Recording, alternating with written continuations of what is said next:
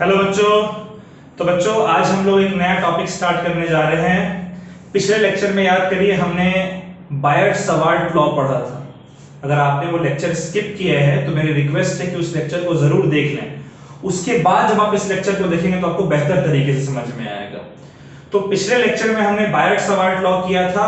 आज हम लोग बायट-सवार्ट लॉ को अप्लाई करने जा रहे हैं, बायट-सवार्ट लॉ का एप्लीकेशन देखने जा रहे हैं।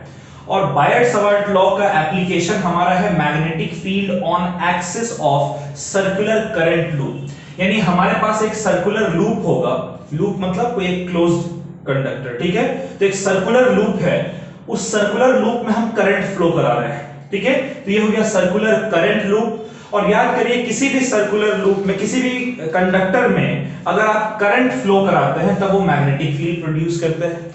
तो इसी सर्कुलर करंट लूप की वजह से जो मैग्नेटिक फील्ड जनरेट हो रही है, उस मैग्नेटिक फील्ड को हम कैलकुलेट करने जा रहे हैं।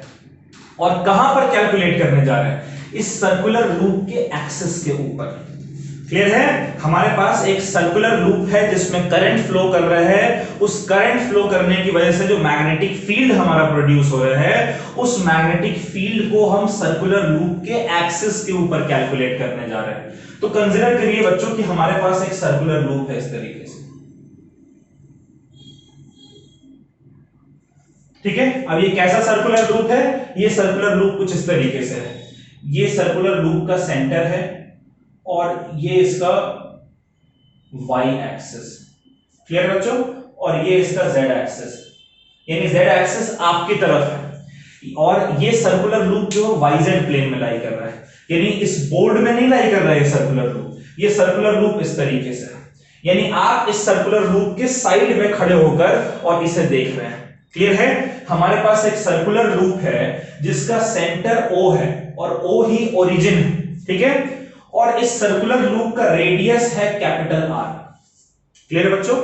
और ये सर्कुलर लूप YZ प्लेन में लाई कर रहा है। ऑलराइट, अब जब ये सर्कुलर लूप YZ प्लेन में लाई कर रहा है तो इसका एक्सिस क्या होगा? जिस प्लेन में लाई कर रहा है उसके परपेंडिकुलर डायरेक्शन में। तो ये इसका परपेंडिकुलर डायरेक्शन है, एक्स एक्सिस। और इस परपेंडिकुलर डायरेक्शन में के ऊपर एक पॉइंट है P, जिसकी दूरी ओरिजिन से स्मॉल x है, ठीक है।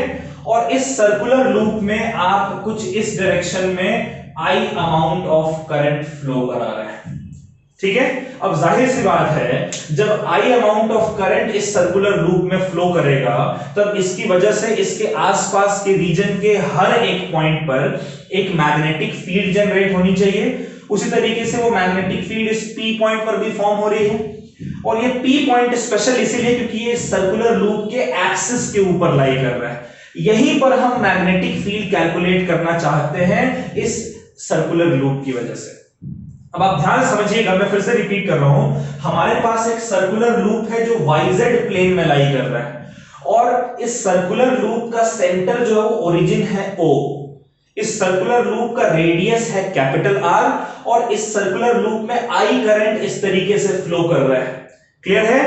इसी लूप के एक्सिस के अलोंग स्मॉल x डिस्टेंस की दूरी पर एक पॉइंट है P।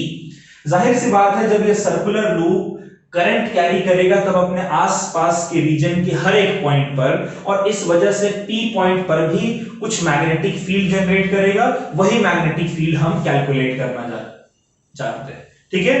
तो याद करिए बायट-सवार्ट लॉ ने आपसे कहा था अगर किसी भी कंडक्टर में करंट फ्लो कर रहा है तो उस कंडक्टर का एक छोटा सा एलिमेंट लीजिए DL, और उस DL एलिमेंट को क्या करिए कि उस जिस पॉइंट पर आपको मैग्नेटिक फील्ड निकालना है उस पॉइंट से आप ज्वाइन कर दीजिए, ठीक है। और उस छोटे से DL एलिमेंट की वजह से उस P पॉइंट पर आप मैग्नेटिक फील्ड कैलकुलेट कर लीजिए। इस तरीके से पूरे कंडक्टर को छोटे छोटे DL एलिमेंट में बांट देना है, सबकी वजह से मैग्नेटिक फील्ड कैलकुलेट करके और सबको वेक्टोरियली ऐड कर देना है, टोटल मैग्नेटिक फील्ड मिल जाएगा। तो उसी राह पे चलते हुए हम एक छोटा सा DL एलिमेंट यहां पर ले रहे हैं, ठीक है। एक छोटा सा DL एलिमेंट ले रहे हैं और ये DL एलिमेंट का डायरेक्शन मान लीजिए इधर, ठीक है। ये DL एलिमेंट हमारा है और इस डीएल एलिमेंट के थ्रू कितना करंट फ्लो करेगा, आई करंट फ्लो करेगा। तो कितना करंट एलिमेंट हो गया, ये आइडियल करंट एलिमेंट हो गया। और इस आइडियल करंट एलिमेंट की वजह से पी पॉइंट पर मैग्नेटिक फील्ड कैलकुलेट करना है। तो सबसे पहले तो हम पी पॉइंट को इससे ज्वाइन कर देते हैं।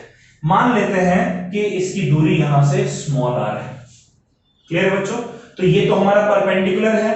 स्मॉल आर की वैल्यू कितनी हो जाएगी, पाइथागोरस थ्योरम से स्मॉल आर आपका हो जाएगा इक्वल्स टू कैपिटल आर का स्क्वायर प्लस स्मॉल एक्स का स्क्वायर। ठीक है, अब बात समझ रहे हैं? तो इस आइडियल एलिमेंट की वजह से पी पॉइंट पर मैग्नेटिक फील्ड हमारा क्या होगा, देखिए आइडियल करंट एलिमेंट जो है बच्चों, ये देखिए आपकी तरफ है। ठीक है, ये z एक्सिस की तरफ है, यानी कि आपकी तरफ है। और जो पोजीशन वेक्टर है वो देखिए इस डायरेक्शन में लाई कर रहा है। तो जाहिर सी बात है इसकी वजह से जो मैग्नेटिक फील्ड है वो इस आइडियल और आर वेक्टर दोनों के परपेंडिकुलर होना चाहिए। तो वो मैग्नेटिक फील्ड जो है बच्चों आपका, वो कुछ इस डायरेक्शन में प्रेजेंट होगा। इस मैग्नेटिक फील्ड को चूंकि छोटा सा एलिमेंट की वजह से मिले, इसलिए मैं इसे डीबी कहते रहा हूं। और डीबी का एक्सिस से जो एंगल बन रहा है वो बन रहा है थीटा। तो ये कितना हो जाएगा, ये हो जाएगा डीबी कॉस थीटा, और इसके परपेंडिकुलर हो जाएगा dB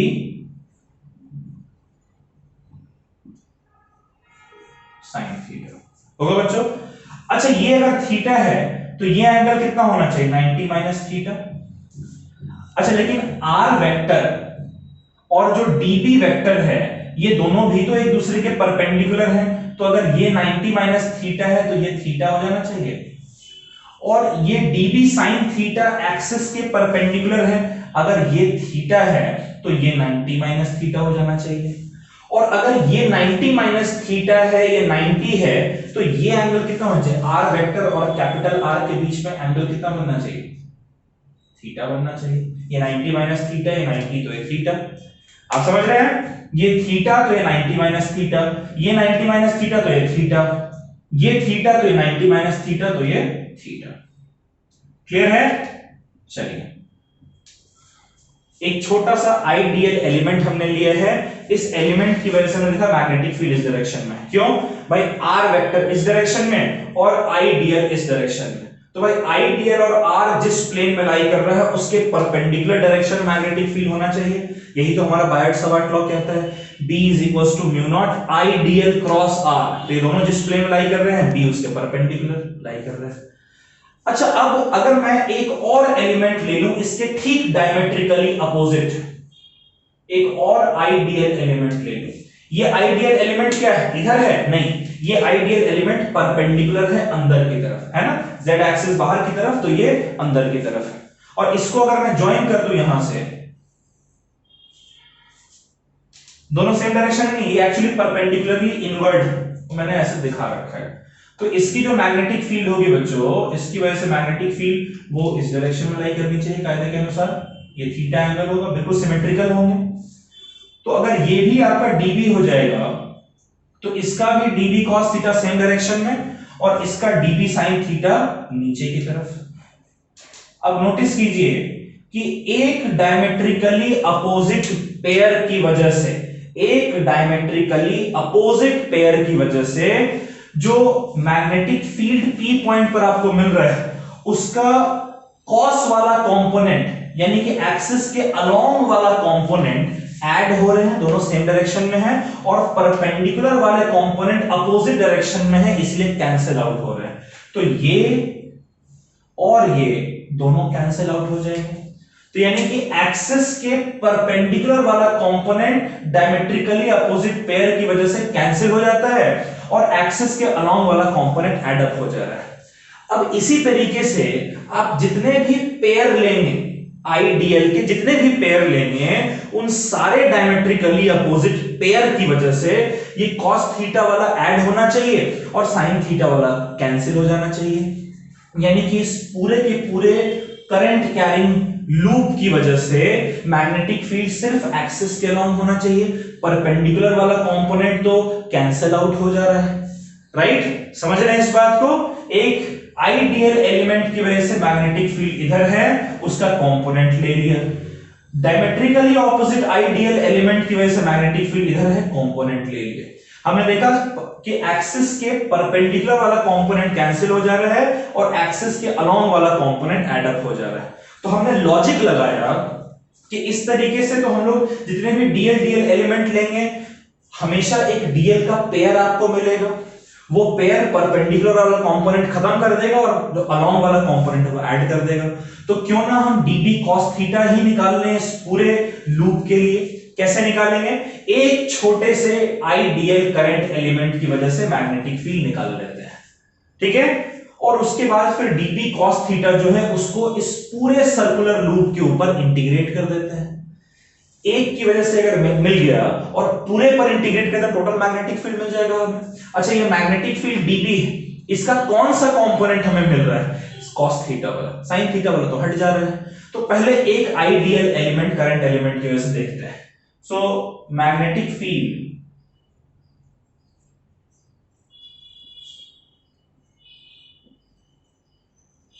due to ideal element,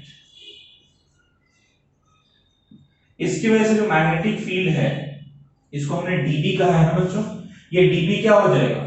ये dB बायट-सवार्ट लॉ के अकॉर्डिंग होगा mu naught upon 4 pi into ideal vector cross R vector upon R cube, right.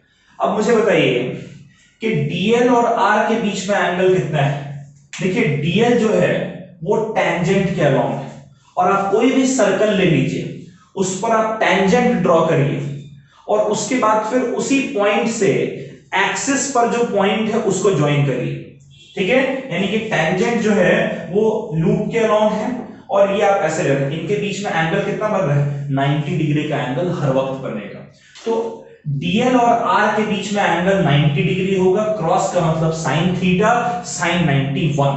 तो sin 91 तो r वेक्टर क्या आएगा? r, और एक r कटकर सिर्फ r स्क्वायर आएगा। तो ये हो गया mu naught upon 4 pi into ideal upon r square, right. और एक हमें cos थीटा भी चाहिए, तो चलिए जरा cos थीटा निकाल लेते हैं। cos थीटा क्या हो जाएगा बच्चों? cos थीटा हमारा होता है बेस अपॉन हाइपोटेन्यूज। बेस हमारा कितना है? अच्छा, ये जो r स्क्वायर है बच्चों, इसकी जगह पे मैं लिखता हूं r स्क्वायर की जगह, देखिए r हमारा है root capital R square plus x square. तो ये r स्क्वायर जो है अगर इस साइड स्क्वायर करेंगे तो इसकी जगह क्या हम लोग capital R square plus x square नहीं लिख सकते?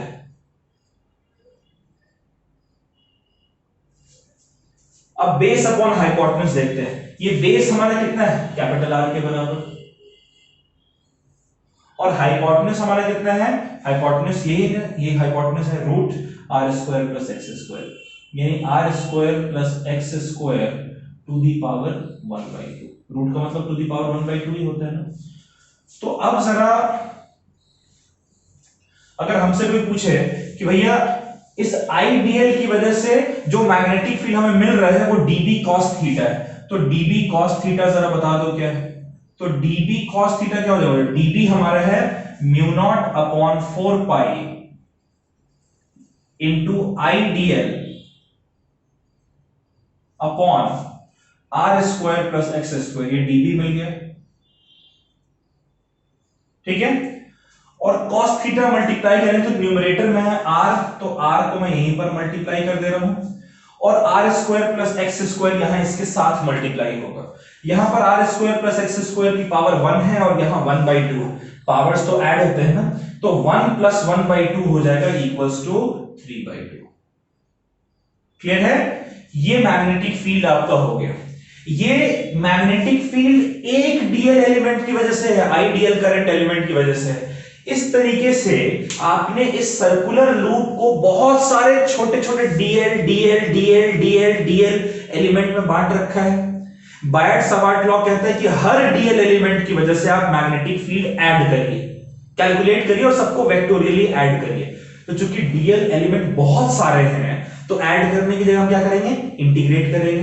तो इसीलिए टोटल मैग्नेटिक फील्ड जो मिलेगा बच्चों हमें, टोटल मैग्नेटिक फील्ड ये हमारा होगा integral of b cos theta, right. और ये हो जाना चाहिए equals to integral of mu naught upon 4 pi into I into R into DL. R को मैं पहले लिख रहा हूं, डीएल को बाद में लिख रहा हूं, divided by R square plus x square to the power 3/2, right. तो यहां से जो टोटल मैग्नेटिक फील्ड हमारा निकल कर आएगा, यानी जितने भी डीएल एलिमेंट है सब की वजह से जो मैग्नेटिक फील्ड है उसको ऐड करने पर, इसमें देखिए म्यू नॉट अपॉन 4 पाई कांस्टेंट है, बाहर आ जाएगा, राइट बच्चों। अच्छा, उसके बाद आई जो करंट है वो भी कांस्टेंट है, बाहर आ जाएगा। कैपिटल आर रेडियस है, बाहर आ जाएगा, आर रेडियस बाहर आ जाएगा। एक्स जो है वो पी पॉइंट की दूरी है ओरिजिन से, वो भी कांस्टेंट है, बाहर आ जाएगा। तो R square plus x square to the power 3/2, right. और बचा क्या, इंटीग्रल ऑफ डीएल, बचा क्या, इंटीग्रल ऑफ डीएल। और ये डीएल एलिमेंट को हमें इस पूरे सर्कल के ऊपर इंटीग्रेट करना है। तो सर्कल के ऊपर इंटीग्रेट करना मतलब क्या, डीएल मतलब लेंथ, तो सर्कल का लेंथ क्या होता है, सर्कमफेरेंस, और सर्कमफेरेंस 2 पाई आर होता है। तो इसकी जगह 2 पाई आर लिख देंगे, तो ऊपर आ जाएगा mu naught I capital R into नहीं लिखते वरना क्रॉस लगेगा, 2 pi R divided by 4 pi R square plus x square to the power 3/2 होगा बच्चों। देखिए 2 पाई से ये 4 पाई कट होकर सिर्फ 2 बचेगा। तो मैग्नेटिक फील्ड जो हमारा निकल कर आ रहा है वो कितना है, mu naught I R into R हो गया R square, right, divided by 2 R square plus x square to the power 3/2। और चूंकि मैग्नेटिक फील्ड एक्स एक्सिस के अलोंग है इसलिए वेक्टर के टर्म्स में लिखेंगे तो ये आपका आ जाएगा इतना, राइट। अच्छा, ये तो एक सिर्फ सिंगल टर्न की वजह से है, एक टर्न अगर है तब इतना, अगर 2 टर्न होगा तो इसका डबल, n टर्न्स होगा तो n टाइम्स। तो आप लिख सकते हैं कि for capital N turns of wire, magnetic field जो हमारा आएगा बच्चों वो हो जाएगा म्यू नॉट, कैपिटल N से मल्टीप्लाई करना पड़ेगा ना, mu naught N I R square divided by twice R square plus x square to the power 3/2 into I cap. Clear है, ये एक टर्न की वजह से और ये कैपिटल एन टर्न की वजह से। अब बात समझ रहे बच्चों, चलिए ये तो रही बात मैग्नेटिक फील्ड एक्सिस के अलावा। अच्छा, मान लीजिए अगर मैं इस पॉइंट को उठाकर और सेंटर पर रख दूं तो x की वैल्यू क्या हो जाएगी, P पॉइंट को उठाकर सेंटर पर रख दूं तो x की वैल्यू 0 हो जाएगी, होनी चाहिए नहीं होनी चाहिए, ठीक है। तो x की वैल्यू अगर हम बात करते हैं केस 1, ये स्पेशल केस है, case 1 at centre of loop के सेंटर पर मैग्नेटिक फील्ड हम देखना चाहते हैं। तो लूप के सेंटर पर जो मैग्नेटिक फील्ड है उसको मैं बी नॉट लिख रहा हूं, बी नॉट वेक्टर, नॉट मतलब कि ये ओरिजिन पर है, ओ क्या हो जाएगा, तो सेंटर ऑफ लूप के लिए जो x की वैल्यू है वो कितनी होती है बच्चों, 0। सेंटर के लिए p को उठाकर o पर रख देंगे तो x आपका हट जाएगा, 0 हो जाएगा। अच्छा, x की जगह अगर 0 लिखेंगे तो क्या आ जाएगा, ये हो जाएगा mu naught N I R square upon 2, x तो 0 हो गया तो R square to the power 3/2, देखिएगा R square to the power 3/2, तो 2 से 2 कट जाएगा, ये आर क्यूब आ जाएगा, तो ये हो गया इक्वल्स टू आर क्यूब। अच्छा, आर स्क्वायर और ये आर क्यूब कटे तो सिर्फ एक आर बचेगा, यानी magnetic field at the centre of loop आपका आ जाएगा equals to mu naught N I upon 2r। Clear है बच्चों?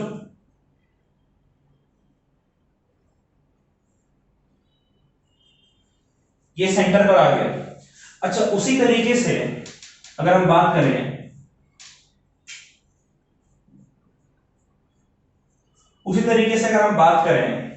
कि अगर बहुत दूर मैग्नेटिक फील्ड, अगर बहुत दूर आपको देखना है, यानी कि इस P पॉइंट को उठाकर बहुत दूर हम ले जा रहे हैं, x बहुत बड़ा है एज कंपेयर टू r, यानी कि for far away point, for far away point. तो फार अवे पॉइंट पर बच्चों अगर ये बहुत दूर है तो x बहुत बड़ा होगा, यानी कि x जो है वो कैपिटल R से बहुत बड़ा होगा। इस कंडीशन में x is much much greater than capital R, होगा ऐसा। और x अगर बहुत बड़ा हुआ कैपिटल R से तो कैपिटल R को हम नेग्लेक्ट कर सकते हैं। उस कंडीशन में जो मैग्नेटिक फील्ड आपका आएगा वो कितना हो जाएगा, ये हो जाएगा mu naught ni r square, mu naught ni r square upon 2, और r को तो हम निगलेक्ट कर देंगे बहुत कम, यहां के r को निगलेक्ट नहीं करेंगे क्योंकि यहां पर r के साथ x नहीं है। जब हम x और r को कंपेयर करेंगे तब निगलेक्ट करेंगे। वैसे तो आप बोलेंगे सर x की वैल्यू बहुत ज्यादा है, म्यू नॉट की वैल्यू तो बहुत कम होती है, -7 इसको निगलेक्ट कर दीजिए। नहीं, कंपैरिजन में नेगलेक्ट करते, तो यहां पर r और x दोनों को कंपेयर किया जा रहा है। x स्क्वायर इतना बड़ा है कि इसमें r स्क्वायर आप ऐड करें ना करें कोई फर्क नहीं पड़ता है, तो x square to the power 3/2 हो जाएगा x cube into i cap. देखिए i कैप जरूरी नहीं है, अगर y एक्सिस के लॉन्ग होगा तो j कैप होगा। ठीक है, क्लियर बच्चों? चलिए, ये बड़ा इंपॉर्टेंट केस है, इस केस को आप याद रखिएगा। ठीक है, इसको हम लोग आगे भी पढ़ेंगे, इसको चर्चा करेंगे, लेकिन आप फिलहाल यहां तक नोट कर लीजिए। इस पे बेस्ड कुछ क्वेश्चंस जो हैं वो हम लोग सॉल्व करेंगे। पहले आप इसे नोट करें बच्चों।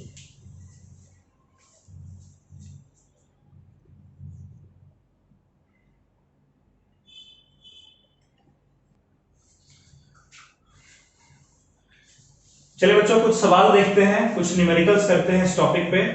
तो आज का जो पहला क्वेश्चन है, क्वेश्चन कह रहा है कि एक हॉरिजॉन्टल सर्कुलर कॉइल है, हॉरिजॉन्टल सर्कुलर कॉइल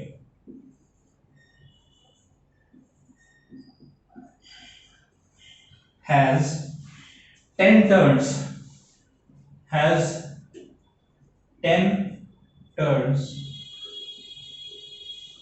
ठीक है, each of radius 8 centimeter, each of radius 8 centimeter, ठीक है, फुल स्टॉप। कह रहा है a current of 2 ampere flows through it, current जो है वो 2 एम्पियर का फ्लो कर रहा है इसके थ्रू, राइट। क्वेश्चन दे रहा है करंट 2 एम्पियर का फ्लो कर रहा है in clockwise direction, in clockwise direction.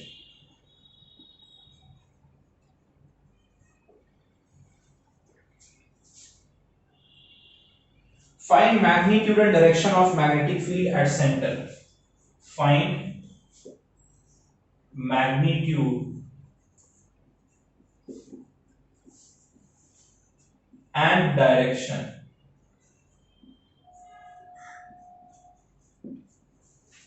of magnetic field at center। बच्चों देखिए, डायरेक्शन निकालने का भी मैं आपको तरीका बता दे रहा हूं। ये डायरेक्शन निकालने का तरीका स्किप हो गया है। जैसे मान लीजिए अगर ये सर्कुलर कॉइल है, ठीक है, समझिएगा, अगर ये सर्कुलर कॉइल है और इसमें अगर करंट किसी डायरेक्शन में फ्लो करता है, इस रूल को हम लोग कहते हैं amperes right hand rule, amperes right hand rule. क्या कहता है एम्पियर का राइट हैंड रूल, ये समझिएगा। राइट हैंड रूल कहते हैं आप अपने राइट हैंड को लो, ठीक है, राइट हैंड को लिया आपने, और राइट हैंड को इस लूप के अलोंग कैसे मोड़ना है समझिएगा। जिस डायरेक्शन में जिस तरीके से करंट फ्लो कर रहा है उसी तरीके से इस वायर के अलोंग आपको अपने हाथ को मोड़ना है, ठीक है, 4 फिंगर्स को। तो चारों फिंगर को आपने मोड़ा इस तरीके से, करंट इसी तरीके से है ना, तो इस तरह। तो थंब जिस डायरेक्शन में पॉइंट करता है वो मैग्नेटिक फील्ड की डायरेक्शन। क्लियर है? अगर मेरे पास ये सर्कुलर लूप है, इसमें करंट जिस तरीके से फ्लो कर रहा है, अगर मैं अपने फिंगर्स को उस तरीके से कर्ल करूंगा तो थंब जिस डायरेक्शन में पॉइंट करेगा that gives you the direction of magnetic field. ठीक है, इसको एम्पियर्स राइट हैंड रूल कहते हैं। तो इसको कहते हैं कि hold the circular loop in such a way that all the 4 fingers curled in the direction of current, then the direction of thumb gives you the direction of magnetic field। ठीक है बच्चों, तो इसी बात पे बेस्ड हम लोग ये क्वेश्चन करने जा रहे हैं, इसको जरा समझिएगा।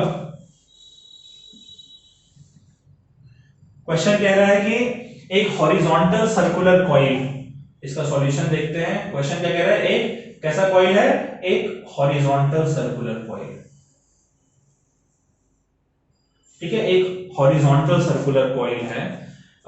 हम लोगों ने वर्टिकल ड्रॉ कर रखा है ताकि हमें समझ में आए। तो मतलब कॉइल ऐसे इस तरीके से, ठीक है, एक हॉरिजॉन्टल सर्कुलर कॉइल। चलिए हॉरिजॉन्टल ही बना देते हैं, चलिए हॉरिजॉन्टल ही बनाते हैं। एक इस तरीके से horizontal circular coil,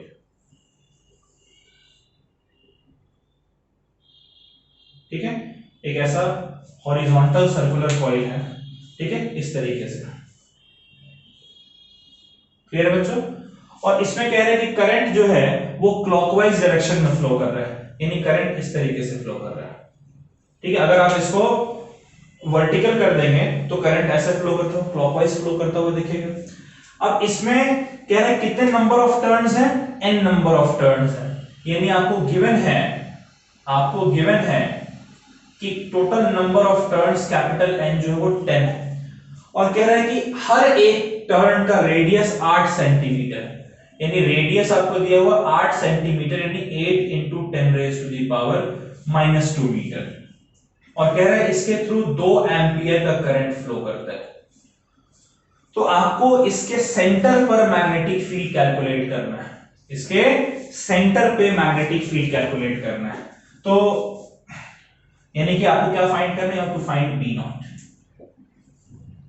you have to find B naught. तो कैसे मैग्नेटिक फील्ड फाइंड करेंगे समझिएगा जरा।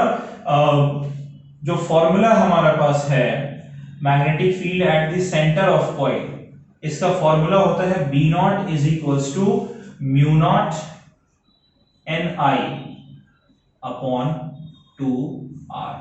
ये बताओ बच्चों, अगर स्मॉल r रेडियस है तो चलिए इसमें पुट कर देते हैं। म्यू नॉट होता है हमारा 4 पाई into 10 raised to the power -7, right, mu naught upon 4 pi 10 raised to -7, तो ये 4 पाई into 10 raised to -7। कितने नंबर ऑफ टर्न्स हैं, 10 नंबर ऑफ टर्न्स हैं। कितना करंट फ्लो कर रहा है, 2 एम्पियर का करंट फ्लो कर रहा है, अपॉन 2 into रेडियस कितना है, 8 into 10 raised to the power -2। क्या ये 2 से ये 2 कट जाएगा, ये 4 से ये 8 कटेगा 2 टाइम्स, और ये 2 से ये कटेगा 5 टाइम्स। 10 raised to -2 से ये जाएगा 10 raised to the power -5, यानी रिजल्ट क्या आ रहा है, 5 पाई into 10 raised to the power -5 Tesla. ये मैग्नेटिक फील्ड है मैग्नीट्यूड में। और डायरेक्शन की अगर बात करें तो आपको अपने राइट हैंड को करना है, करंट इस तरीके से फ्लो कर रहा है ना, ठीक है, तो करंट जो है बच्चों इस डायरेक्शन में अपने फिंगर को कर्ल कीजिए, करंट के डायरेक्शन में फिंगर को कर्ल करें तो थंब आपका नीचे की तरफ पॉइंट कर रहा है, राइट। आप चाहे ऐसे कर्ल करें या ऐसे कर्ल करें, करंट इस डायरेक्शन में है, करंट के डायरेक्शन में मैंने फिंगर को कर्ल किया है, तो थंब मेरा नीचे की तरफ पॉइंट कर रहा है, यानी कि जो मैग्नेटिक फील्ड है ये वर्टिकली डाउनवर्ड, कैसे डायरेक्शन इसका, वर्टिकली डाउनवर्ड।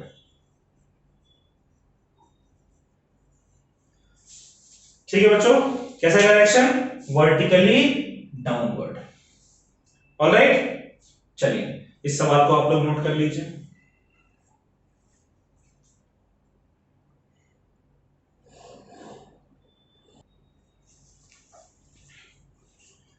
चलिए बच्चों अगला क्वेश्चन नोट करिए। अगला क्वेश्चन कह रहे हैं कि circular coil having 100 turns of wire, a circular coil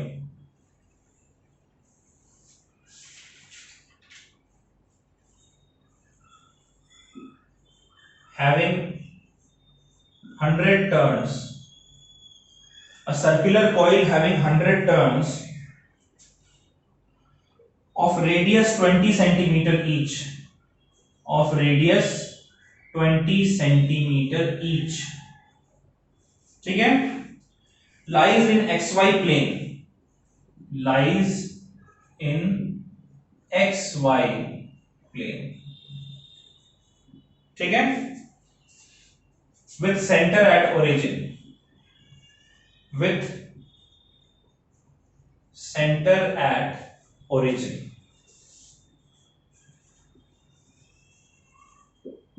ठीक है। कह रहा है find magnetic field, find magnetic field eight 0,0 0,0,20√3 centimetre, ठीक है, when current flowing through it is equals to 2/pi ampere, ठीक है बच्चों। देखिए समझिएगा इस सवाल को। क्वेश्चन कह रहा है कि एक सर्कुलर कॉइल है जिसमें 100 टर्न्स हैं। क्या क्या गिवन है देखिएगा जरा। एक सर्कुलर कॉइल है जिसमें 100 टर्न, यानी कैपिटल एन आपको दिया हुआ 100 और इसका रेडियस दिया है 20 सेंटीमीटर, यानी एक तरीके से समझिए रेडियस जो है वो 20/100 विच इज 0.2 मीटर दिया हुआ है। क्लियर है? अच्छा, कह रहा है ये XY प्लेन में लाई कर रहा है, ये सर्कुलर कॉइल XY प्लेन में लाई कर रहा है, यानी ये सर्कुलर कॉइल कुछ इस तरीके से लाई कर रहा है। क्लियर बच्चों? ये सर्कुलर कॉइल है, ये इसका सेंटर है, सेंटर इसका ओरिजिन पर है, ये x एक्सिस है और ये y एक्सिस है। अब देखकर बताइए क्या ये XY प्लेन में लाई कर रहा है, राइट? तो इसके परपेंडिकुलर z एक्सिस इधर है ना, क्योंकि ये सर्कुलर कॉइल XY प्लेन में लाई कर रहा है तो इसका एक्सिस किधर होगा, z एक्सिस के लो। मैं z एक्सिस को ऐसे रिप्रेजेंट कर रहा हूं, ठीक है। अब कह रहे हैं कि आपको मैग्नेटिक फील्ड फाइंड करना। अच्छा, करंट भी दिया हुआ है 2/pi एम्पियर, करंट आपको गिवन है इक्वल्स टू 2/pi एम्पियर, और जो पोजीशन, जो डिस्टेंस गिवन है, कहां पर मैग्नेटिक फील्ड फाइंड करना है, 0,0,20√3। बच्चों देखिएगा x, y, z होता है, जब x और y दोनों जीरो हैं इसका मतलब कि ये जो डिस्टेंस दे रखा है ये z एक्सिस के अलोंग है, तो z की वैल्यू, अब यहां पर डिस्टेंस x नहीं होगा, यहां डिस्टेंस z है, z आपको दे रखा है 20√3 सेंटीमीटर, यानी कि 20√3/100, ये आपका हो जाएगा 0.2√3 मीटर की दूरी पर आपको कैलकुलेट करना है। क्लियर है? अच्छा, अब हमारा मैग्नेटिक फील्ड सेंटर पे नहीं कैलकुलेट करना है, अब हमें मैग्नेटिक फील्ड जो वो एक्सिस पर कैलकुलेट करना है। तो फॉर्मूला हमारा क्या था, we have to find magnetic field, we have to find magnetic field, और जो फॉर्मूला हमारा था बच्चों, याद करिए एक्सिस का जो फॉर्मूला था वो फॉर्मूला था मैग्नेटिक फील्ड एक्सिस के अलोंग होता है μ0 Ni इंटू रेडियस का square divided by 2 into radius का स्क्वायर प्लस एक्सिस के अलोंग डिस्टेंस, यहां पर z है इसलिए z का स्क्वायर टू द पावर 3/2। हमने जब डिराइव किया था तब x एक्सिस के अलोंग स्मॉल x डिस्टेंस लेते इसलिए यहां स्मॉल x था, अब डिस्टेंस हमारा z है इसलिए ये z आ रहा है। क्लियर है? ये फॉर्मूला ठीक है? ठीक है, एक बार क्रॉस चेक कर लीजिएगा formula, μ0 Ni²/2r² plus x² to the power 3/2, यहां x की जगह हमने z लिख दिया है, ठीक, क्योंकि हम z एक्सिस के अलोंग देख रहे हैं। अब चलिए जरा फॉर्मूले में हम लोग पुट करते हैं वैल्यू मैग्नेटिक फील्ड जो हमारा। अच्छा एक बात बताइए, वहां पर जो मैग्नेटिक फील्ड हमारा था, एक्सिस हमारा x एक्सिस के अलोंग था इसलिए मैग्नेटिक फील्ड x एक्सिस के अलोंग था, यहां पर एक्सिस z एक्सिस के अलोंग है, इसलिए मैग्नेटिक फील्ड जो है वो z एक्सिस के अलोंग होना चाहिए। k कैप या तो पॉजिटिव k कैप या तो नेगेटिव k कैप, यही होना चाहिए, डिपेंडिंग कि वो क्लॉकवाइज फ्लो कर रहे हैं कि एंटी क्लॉकवाइज फ्लो कर रहे हैं। खैर यहां हमें सिर्फ मैग्नीट्यूड निकालना है, डायरेक्शन हमें मेंशन नहीं है।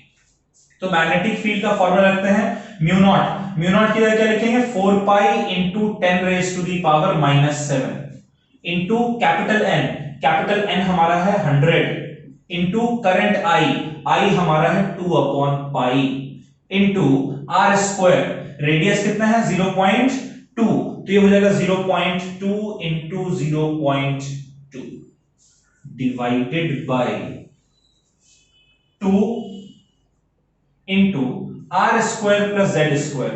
r स्क्वायर क्या होगा बच्चों, r हमारा कितना है 0.2, ठीक है। अच्छा इसको कैपिटल R लिख देते हैं, तो r स्क्वायर यानी कि 0.2 का square plus z square, z हमारा क्या है 0.2 इंटू √3 का स्क्वायर, यानी कि ये हो गया 0.2 का स्क्वायर इंटू √3 का square, right, whole to the power 3/2। Clear बच्चों, देखिए पाई से ये पाई कट जाएगा, 2 से ये 2 कट जाएगा, राइट। ये दो डेसिमल अगर हटेंगे तो यहां पर नीचे आ जाएगा 10 और 10 100, ये 100 से ये 100 कट जाएगा। क्लियर है। अब जरा समझिए कितना आ रहा है हमारा मैग्नेटिक फील्ड। मैग्नेटिक फील्ड हमारा 4 into 2 8 into 2 16 into 10 raise to the power -7, ऊपर पूरा इतना आ गया। डिनोमिनेटर में क्या है ध्यान से देखिएगा, देखिए 0.2 का स्क्वायर और 0.2 का स्क्वायर कॉमन है, दोनों में है ना, तो बाहर ले सकते हैं ना। तो 0.2 का स्क्वायर जब बाहर आएगा तो ये हो जाएगा 0.2 का स्क्वायर और to the power 3/2, to the power 3/2। भाई पावर भी तो साथ में बाहर आएगा ना, और अंदर क्या बचेगा, फिर अंदर बचेगा, इसकी जगह बचेगा 1 और इसकी जगह कितना बचेगा, √3 का स्क्वायर कितना होता है 3, टू दी पावर 3/2, राइट बच्चों। देखिए ये 2 और 2 कट गया, ये कितना आ रहा है देखिएगा 16 into 10 raise to the power -7 divided by 0.2 का क्यूब क्या होगा, 2 का क्यूब होता है 8, लेकिन चूंकि ये एक बार डेसिमल एक के पहले डेसिमल है, क्यूब पहले 3 के पहले डेसिमल आना चाहिए, यानी 2 जीरो और होना चाहिए, तो ये 0.008, इसको लिख सकते हैं 8 into 10 raise to the power -3। 0.2 क्या लिखेंगे 2 into 10 raise to the power -3, तो 2 का क्यूब हो जाएगा 8 और 10 सॉरी 0.2 लिखेंगे 2 into 10 raise to the power -1, तो 2 का क्यूब हो गया 8, 10 रेज टू -1 का क्यूब हो जाएगा 10 रेज टू दी पावर -3। अच्छा 1 प्लस 3 क्या होता है 4, 4 क्या क्या लिखेंगे 2 का स्क्वायर है ना, तो ये आपका हो जाएगा 2 का स्क्वायर टू दी पावर 3/2, ये 2 और 2 कट जाएगा, 2 का क्यूब जो है इसकी जगह मैं लिख दे रहा हूं 8, तो 2 का क्यूब हो गया आपका 8, ये कट जाएगा 2 आएगा, ये कट जाएगा 4 आएगा। तो मैग्नेटिक फील्ड जो निकल कर आ रहा है बच्चों हमारा वो आ रहा है 1/4 यानी कि 0.25, ठीक है। 10 है -7 और 10 है -3 कटेगा तो हो जाएगा 10 raise to the power -4, right, इतना टेस्ला। ये मैग्नेटिक फील्ड हमारा निकल कर आ रहा है, इसको एक बार आप लोग नोट करना बच्चों। चलिए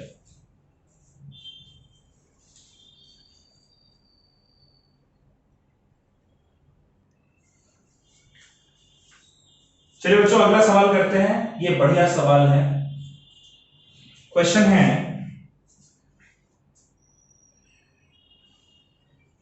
to coaxial circular loop, two coaxial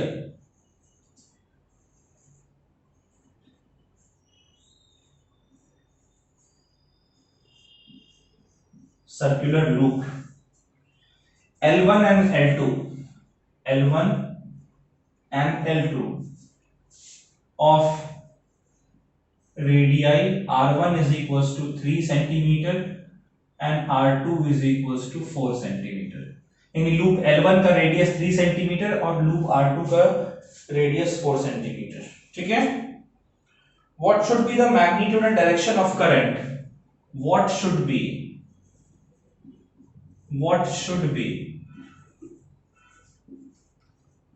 the magnitude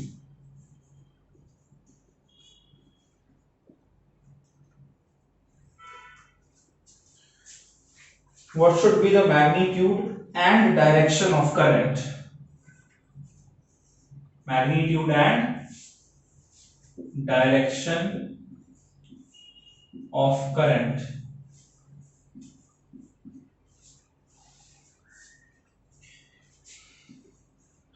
in loop L2, in loop L2, so that net magnetic field is equals to 0। और ये डायग्राम आपको बनाकर दिया हुआ है इस तरीके से।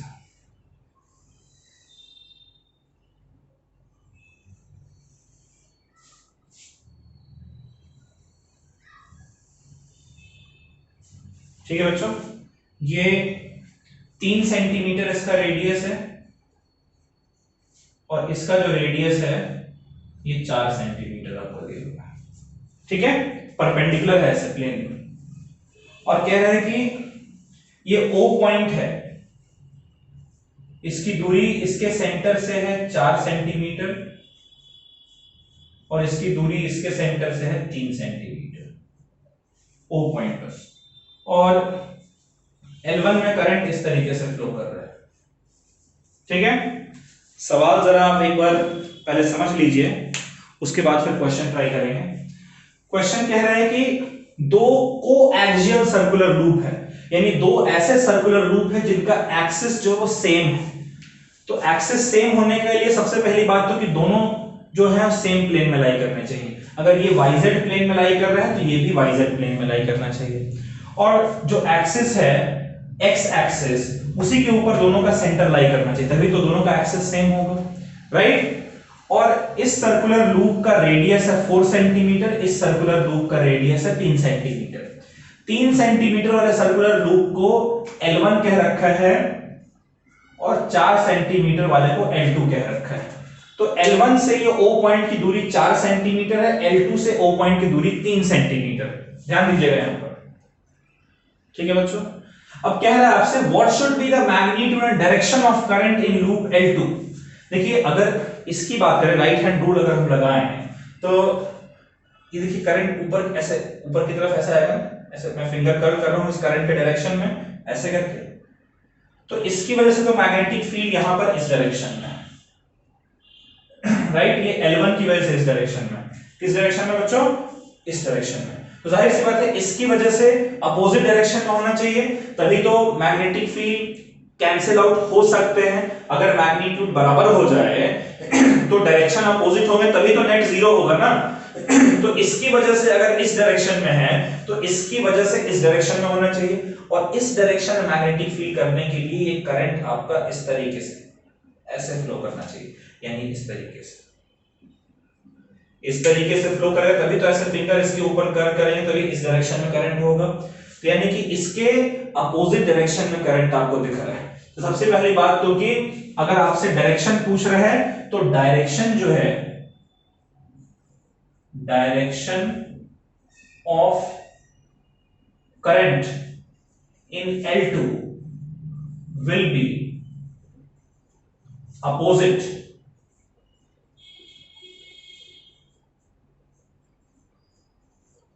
टू करंट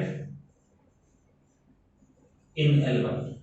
आप लोग एक बार वीडियो को पॉज करके और खुद से एक बार ट्राई करके देखिए मैग्नेटिक फील्ड दोनों में अपोजिट है या नहीं। ये है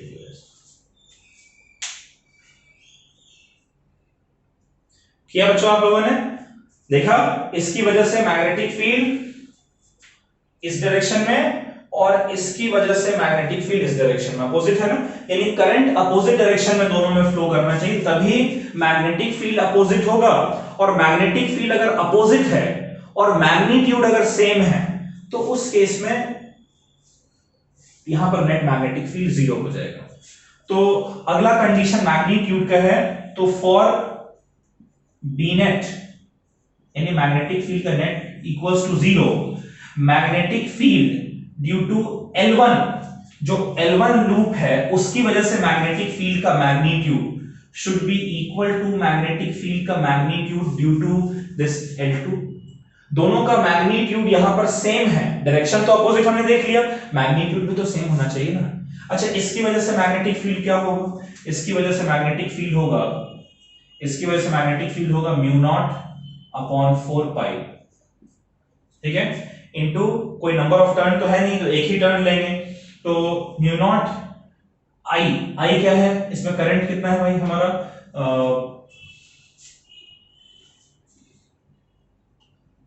आई हमें नहीं दिया हुआ है, ठीक है। So what should be the magnitude and direction of current. अच्छा, इस क्वेश्चन में आपको दिया हुआ होगा बच्चों, लेट मी चेक। हाँ, इसमें आपको दिया हुआ है I1 is equals to 1 ampere, ठीक है, I1 1 एम्पियर है, तो I1 की जगह mu naught upon 4 pi I1 R1 square upon, sorry mu naught है सर, सॉरी, चलिए मैं फॉर्मूला लिख रहा हूं पहले, mu naught N1 I1 R1 square upon 2 into R1 square plus X1 square to the power 3/2। सब में मैंने 1 1 1 लगा दिया है, ठीक है, पहले की वजह से। ये किसके बराबर है, इसका क्या हो जाएगा, ये हो जाएगा mu not N2 I2 R2 square upon 2 into R2 का स्क्वायर प्लस X2 का स्क्वायर टू दी पावर 3/2।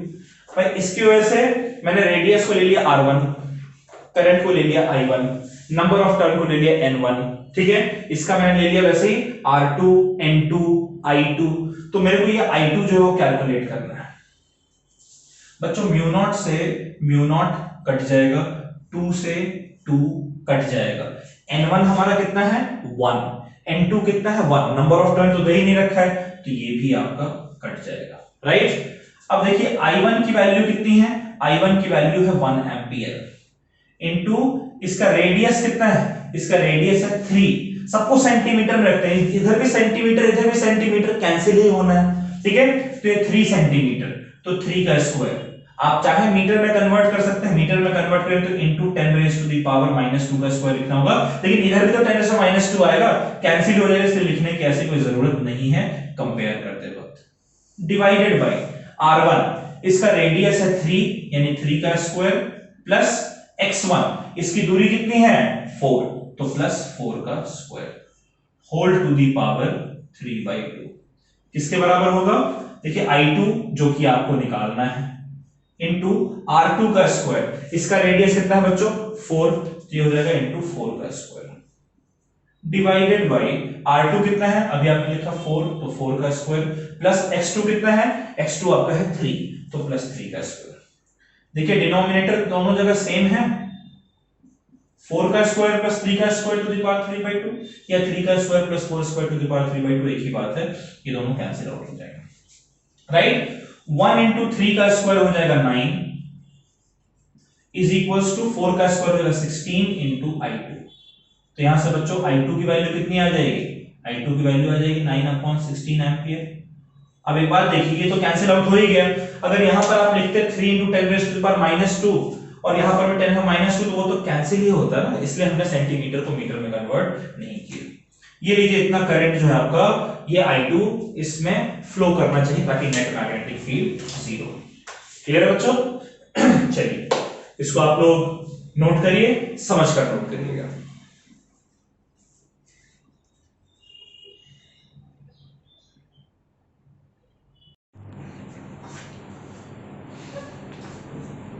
चलिए बच्चों अगला क्वेश्चन नोट करते हैं। नेक्स्ट क्वेश्चन है, आप मेरे साथ देखिए। क्वेश्चन कह रहा है a long wire having semi circular loop, a long wire having semi circular loop,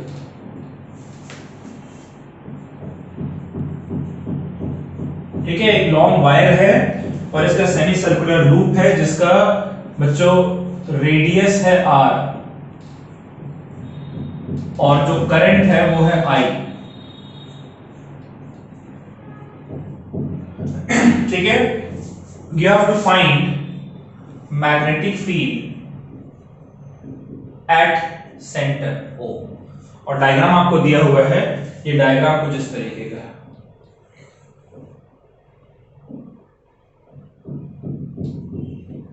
ठीक है, और इस तरीके से आई अमाउंट ऑफ करंट इसमें फ्लो कर रहा है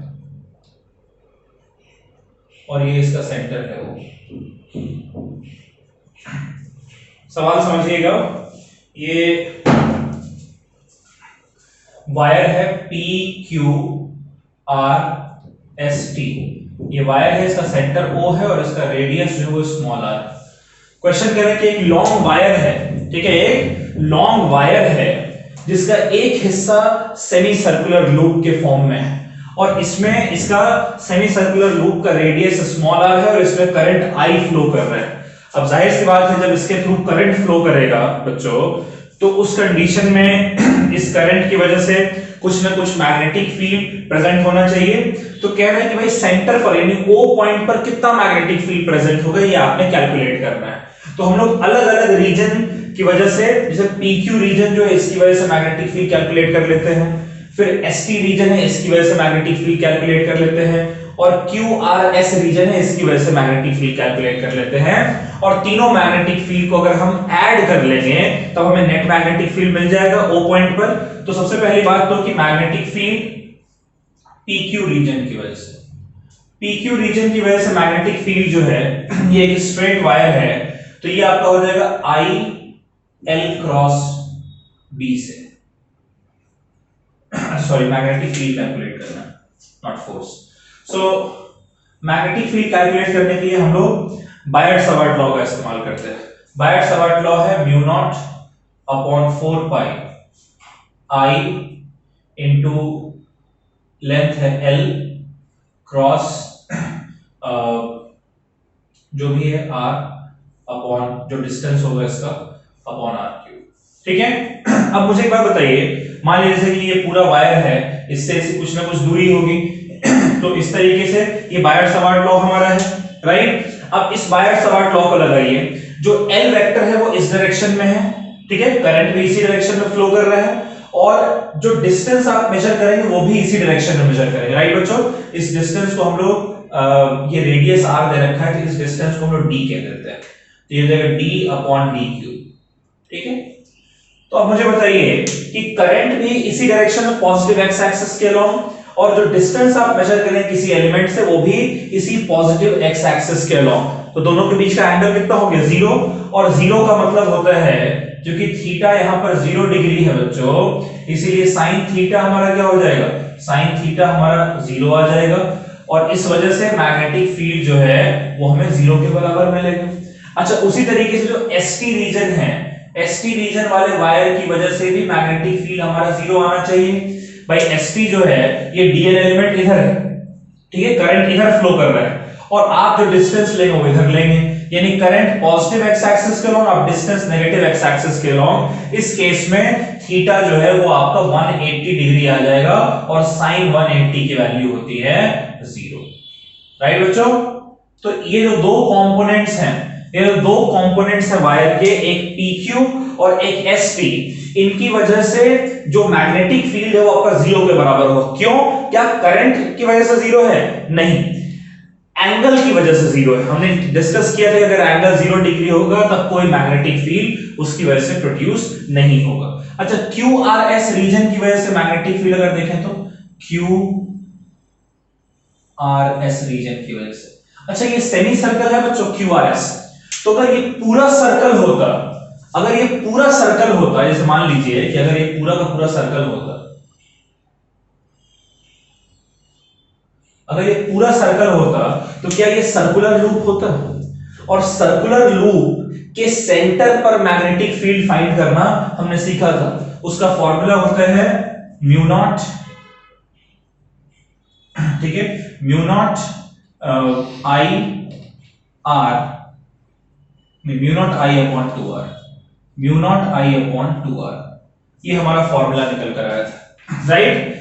ये पूरे सर्कल की वजह से बच्चों, पूरे सर्कल की वजह से यहां पर mu naught I upon 2R, तो आधे सर्कल की वजह से कितना होगा, mu naught I upon 2R का हाफ, यानी कि ये हो जाएगा equals to mu naught I upon 4R। Clear है? और इसकी वजह से मैग्नेटिक फील्ड कैसे कैलकुलेट करते हैं, किस डायरेक्शन होगी मैग्नेटिक फील्ड? तो इसके लिए हम लोग क्या करेंगे कि जिस डायरेक्शन में सर्कुलर लूप में करंट हमारा फ्लो कर रहा है उस डायरेक्शन हम अपने राइट हैंड के फिंगर्स को कर्ल करेंगे। तो थंब हमारा जिस डायरेक्शन में पॉइंट करेगा, ये थंब अंदर की तरफ पॉइंट कर रहा है, इसका मतलब ये है कि मैग्नेटिक फील्ड जो है, magnetic field is inward, magnetic field is inward to the plane. ये जो प्लेन है व्हाइट बोर्ड का, इसके इनवर्ड, राइट? तो टोटल मैग्नेटिक फील्ड क्या हो जाएगा बच्चों? टोटल मैग्नेटिक फील्ड जो है वो हो जाएगा magnetic field due to PQ plus magnetic field due to SP plus magnetic field due to QRS। और इन सब का एडिशन, इन दोनों का तो जीरो ही है, यानी कि ओवरऑल मैग्नेटिक फील्ड हो जाएगा mu naught I upon 4R। Clear है? This is the total magnetic field. आपने कैसे कैलकुलेट किया है? तो ये जो सेमी सर्कल वाला पार्ट है, उस सेमी सर्कल वाले पार्ट को समझिए कि अगर ये पूरा सर्कल होता तब ये सेंटर पर मैग्नेटिक फील्ड करता mu naught I upon 2R। लेकिन चूंकि आधा सर्कल है, सेमी सर्कल है, इसलिए जो पूरे सर्कल की वजह से मैग्नेटिक फील्ड है उसका हाफ हो जाएगा, ये mu naught I upon 4R आ जाएगा। ठीक है बच्चों? अच्छा, इसी तरीके से अगर मान लीजिए वायर हमारा कुछ इस तरीके से होता, अगर ये वायर हमारा इस तरीके से होता, ठीक है, और अब अगर करंट आपका इस तरीके से फ्लो कर रहा होता, तब भी सेंटर पर जो मैग्नेटिक फील्ड है ये R रेडियस है, सेंटर पर मैग्नेटिक फील्ड का मैग्नीट्यूड तो इतना ही होता। अब डायरेक्शन क्या होता? तो भाई जो राइट हैंड है उसको करंट के डायरेक्शन में कर्ल करिए, तो अब फिंगर जो है बाहर की तरफ, थंब जो है बाहर की तरफ पॉइंट कर रहा है, यानी इस केस में फोर्स जो है वो मैग्नेटिक फील्ड जो है रेडियली आउटवर्ड होता है। अच्छा, इसी तरीके से सवाल में आपसे कुछ और वेरिएशन दिया जा सकता है। ये ऐसा कि सेमी सर्कल बना देगा, मान लीजिए सेमी सर्कल है, और करंट के डायरेक्शन को ऐसे चेंज कर देगा। बोले अब बताओ भाई मैग्नेटिक फील्ड कितना है सेंटर पे? तो सेंटर में मैग्नेटिक फील्ड तो उतना ही होगा, लेकिन करंट का डायरेक्शन रिवर्स हो गया। अब फिंगर कर्ल करें करंट के डायरेक्शन के अलोंग, तो थंब जो है बाहर की तरफ पॉइंट करेगा। तो ये सारे सवाल आप लोग कर लेंगे। चलिए इसको नोट कर लीजिए। एक अंतिम सवाल हम लोग और करते हैं।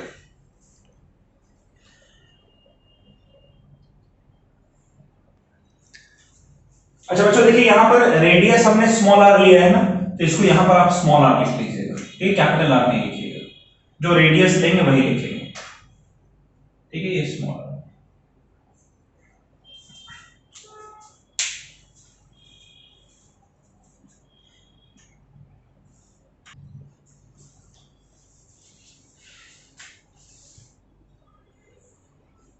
बच्चों ये आखिरी सवाल है। सपोज करिए कि ये आपका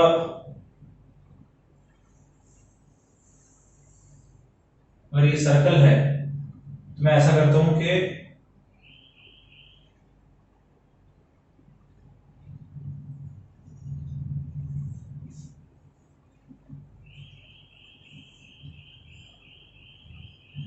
ये आपका पूरा दे रखा है वायर, ठीक है, ये वायर कैसा है, ये इस तरीके से वायर, ठीक है, ये डॉटेड मैंने ऐसे बस कनेक्शन के लिए बना रखा है, और ये बीच का एंगल आपको दिया हुआ है 90 डिग्री, ठीक है, बीच का एंगल कितना दिया बच्चों, 90 डिग्री, ठीक है। यहां से करंट I जो है वो वायर में एंटर करता है, PQ, फिर Q से R, R से S और S से T, ये करंट I आपका फ्लो करता है, ठीक है। ये सेंटर है O, और इस सर्कल का जो रेडियस है वो है स्मॉल r। आपसे कह रहा है भैया सेंटर पर ना मैग्नेटिक फील्ड जरा कैलकुलेट करो। इसको समझ लीजिए एक बार कैसे करना है, ठीक है। ये सवाल है, ये सवाल कह रहा है कि हमारे पास एक वायर है PQRST, ठीक है, PQRST ये वायर हमारे पास है, और इस वायर के थ्रू हम I amount of current flow करा रहे हैं, ऑलराइट। और अगर ये दोनों एक्सट्रीम एंड्स वायर के अगर इसको हम आगे बढ़ाएं तो ये सेंटर पर मिलता है, और इनके बीच का एंगल जो है 90 डिग्री बनता है। यानी समझने वाली बात है कि जो सर्कुलर शेप में जो वायर है वो अगर पूरा होता तो 360 डिग्री होता, लेकिन 90 डिग्री हटा दिया, यानी कि पूरा का पूरा 270 डिग्री तक ही वायर सर्कुलर शेप में है। अब इसकी वजह से अगर मैग्नेटिक फील्ड कैलकुलेट करना है तो सबसे पहले मैग्नेटिक फील्ड कैलकुलेट करते हैं पीक्यू रीजन की वजह से। हमने पिछले केस में कैलकुलेट किया था कि पीक्यू रीजन की वजह से मैग्नेटिक फील्ड 0 होगा, क्योंकि थीटा यहां पर हमारा 0 डिग्री होगा, राइट, और साइन 0 डिग्री हमारा 0 के बराबर होता है। ठीक है, करंट देखिए सेम डायरेक्शन में और आप डिस्टेंस भी सेम डायरेक्शन में लेते तो उस केस में एंगल 0 आ जाता, राइट, बायट-सावर्ट लॉ अगर हम इस्तेमाल करते तो। और एसटी की अगर हम बात करें तो magnetic field due to ST region भी हमारा 0 होगा। पिछले केस में देखा था थीटा यहां 180 डिग्री होगा, क्यों, करंट इस डायरेक्शन में तो डीएल एलिमेंट इस डायरेक्शन में और डिस्टेंस आपको अपोजिट डायरेक्शन में मेजर करना है। साइन 180 की वैल्यू भी हमारी कितनी आती है, 0 आती है, राइट। ठीक है, अब जरा समझिएगा इस बात को कि बाकी हमारा क्या बच रहा है, Q R S region, magnetic field due to Q R S region. अब एक चीज जो मैं आपको बता रहा हूं, ये कोई भी एंगल के लिए आप इस तरीके से आप मैग्नेटिक फील्ड निकाल सकते हैं, इसलिए ध्यान दीजिएगा कि कैसे मैं इसको कैलकुलेट कर रहा हूं। देखिए अगर ये पूरा वायर होता, अगर ये पूरा वायर होता तब ये सर्कुलर लूप अपने सेंटर पर कितना मैग्नेटिक फील्ड क्रिएट करता, म्यू नॉट आई अपॉन 2r, इतना मैग्नेटिक फील्ड होता। लेकिन ये पूरा वायर तो नहीं है, ये वायर कितना है, ये अगर पूरा वायर होता तो 2 पाई एंगल था, लेकिन ये वायर है ना 90 डिग्री हटा दो, यानी कि 270 डिग्री है, 3/4 ही है, लेकिन 90 डिग्री में मुझे दिख रहा है 3/4 है। ठीक है, अगर वायर 90 90 90 90 360 चार हिस्सा, उसमें से एक हिस्सा हटा दो तो 3 हिस्से का ही वायर है ना। अगर 90 90 90 90 करेंगे 360, टोटल 4 हिस्से हुए, उसमें से एक 90 हटा दो तो 3 हिस्सा ही है ना। तो 4 हिस्से में से सिर्फ 3 हिस्सा है, 3/4, तो यहां 3/4 मल्टीप्लाई कर दो तो आंसर आ जाएगा। लेकिन मान लीजिए अगर एंगल आपको दे रखा है 60 डिग्री, मान लीजिए एंगल अगर आपको दे रखा है 120 डिग्री, तब क्या करना है, तो उसके लिए बता रहा हूं टोटल एंगल, टोटल अगर पूरा का पूरा वायर होता बच्चों, पूरा का पूरा वायर होता, तब टोटल लेंथ कितना होता वायर का, 2 पाई आर, उसको आप नीचे लिख लीजिए। ठीक है, अगर पूरा वायर होता तब इसका लेंथ होता 2 पाई आर, लेकिन वायर कितना है, वायर सिर्फ 90 डिग्री हटा दीजिए, ये वायर 270 डिग्री तक का है, और 270 डिग्री को अगर हम जैसे पूरा एंगल, टोटल एंगल हो गया 2 पाई, तो इसको हमने लिखा 2 पाई आर लेंथ। ठीक है, और यहां देखिए 270 डिग्री जो एंगल होता है वो कितना होता है, 270 डिग्री हमारा होता है 3 पाई बाई 2 होता है। ठीक है, तो आप ऐसा करिए, आप लेंथ को भी छोड़ दीजिए, पूरा एंगल अगर होता तो कितना होता, पूरा एंगल अगर होता, पूरा वायर होता तो टोटल एंगल 360 यानी कि 2 पाई, लेकिन कितना एंगल है, एंगल हमारा सिर्फ 270 डिग्री है, जो कि आपका 3 पाई बाई 2 है, इसकी जगह ऊपर आप लिख लीजिए 3 पाई बाई 2। ठीक है, ये कितना हो जाएगा, ये हो जाएगा म्यू नॉट आई अपॉन 2r, जो कि पूरे सर्कल की वजह से सेंटर पर मैग्नेटिक फील्ड, और देखिए ये पाई और ये पाई कट जाएगा, ऊपर आ जाएगा 3 और ये 2 और 2 नीचे आ जाएगा 3/4। समझ रहे हैं रेशियो कैसे निकालना है, ये कौन सा एंगल है, ये वो एंगल है जितने एंगल का वायर है। ठीक है, एंगल ऑफ वायर, और ये हमारा कौन सा एंगल है, ये हमारा टोटल एंगल, ये हमारा कैसा है बच्चों, ये हमारा टोटल एंगल। तो रेशियो लेंगे 3/4 आ गया। अब ये हमारा कितना आ गया भाई, कैलकुलेट कर लेते हैं, म्यू नॉट की जगह 4 पाई इंटू 10⁻⁻⁻⁷। करंट हमारा आई दे रखा है, चलिए इसको आई ही लिख लेते हैं। ठीक है, आई ही लिख लेते हैं। तो मैग्नेटिक फील्ड क्यूआरएस रीजन की वजह से कितना हो जाएगा, ये हो जाएगा म्यू नॉट आई अपॉन 3, ऊपर आ जाएगा 3 म्यू नॉट आई अपॉन 2 4 8r। क्लियर बच्चों, समझ रहे हैं, इसको नोट करिए। मैं आपको इसी क्वेश्चन में ना थोड़ा एंगल चेंज करके आपको देता हूं एक और सवाल जिसमें आप इसको सॉल्व कर सकते, इसी सवाल में आप एक बार इसको नोट करिए, पहले नोट कर लीजिए इसको।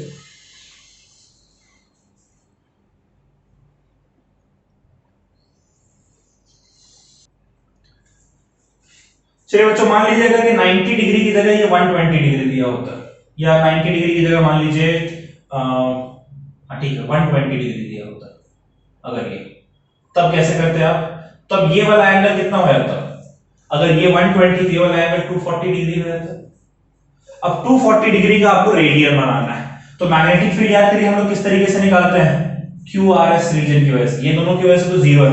पहले हम लिख लेते हैं जो पूरे वायर की वजह से मैग्नेटिक फील्ड कितना होता, mu naught I upon 2R, right. नीचे हम कितना लिखते हैं, अगर ये वायर सर्कल के शेप हो तब इसका एंगल कितना होता, 2 पाई।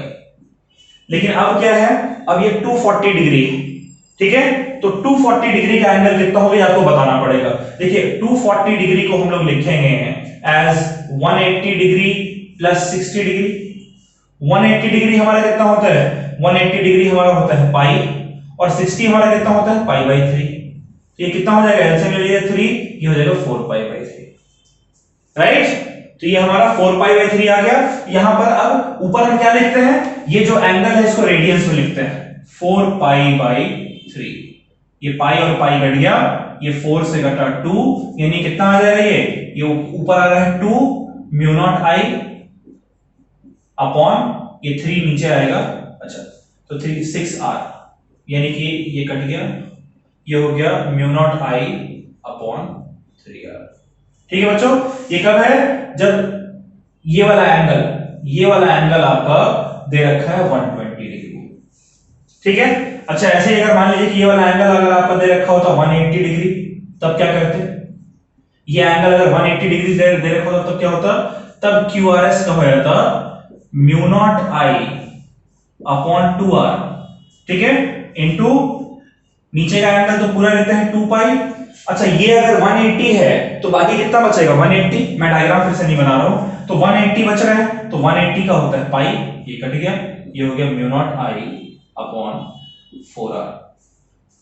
याद करिए पिछला सवाल हमने यही किया था ना, जब 180 डिग्री एंगल है बिल्कुल स्ट्रेट होता है, यही आया था हमारा, ठीक है। और कोई एंगल आप ले सकते हैं, मान लीजिए थीटा अगर आपको दे रखा है जैसे लेट अस से 270 डिग्री, ये वाला एंगल 270 डिग्री, ये वाला एंगल कितना हो जाएगा 90 डिग्री, तो इसके लिए जो मैग्नेटिक फील्ड है QRS, जो एंगल ये वाला ये नहीं लेते हैं, बाकी जो बचता है एंगल वो लेते हैं, याद रखिएगा, ये हो जाएगा mu naught I upon 2R, और फिर नीचे तो पूरा एंगल लेते हैं 2 पाई, और ऊपर भाई कितना एंगल है, सिर्फ 90 डिग्री बच रहा है, 90 डिग्री हमारा होता है पाई बाई 2, ये कट गया, ये कितना आ जाएगा म्यू नॉट I अपॉन 2 2 जा 4 4 2 जा 8। ठीक है बच्चों, इस तरीके से अलग अलग एंगल्स के लिए आप फाइंड आउट कर सकते हैं। चलिए इसको नोट कर लीजिए, ये लेक्चर हम लोग यहीं पर समाप्त कर रहे हैं। अब ये इंपॉर्टेंट लेक्चर था, अच्छा लेक्चर था, इस पर आप पढ़िएगा, अच्छे से मन लगाकर पढ़िएगा, ध्यान से पढ़िएगा। अगले लेक्चर में एक नए टॉपिक के साथ आएंगे, ठीक है, एम्पियर्स लॉ पढ़ेंगे। ऑलराइट बच्चों, चलिए इसको नोट कर लीजिए। Bye bye, take care, stay safe और पढ़ाई जरूर करिएगा। बाय।